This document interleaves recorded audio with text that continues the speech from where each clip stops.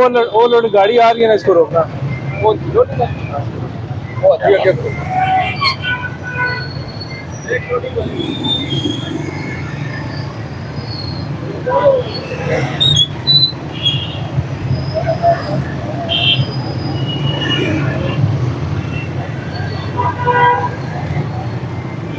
तस्वीर बना दादा साइड पे कर लो। तस्वीर बना ले,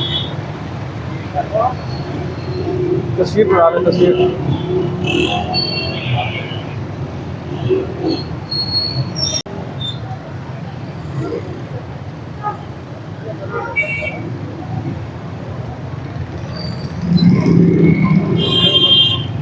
कैसे हैं आप, ठीक है?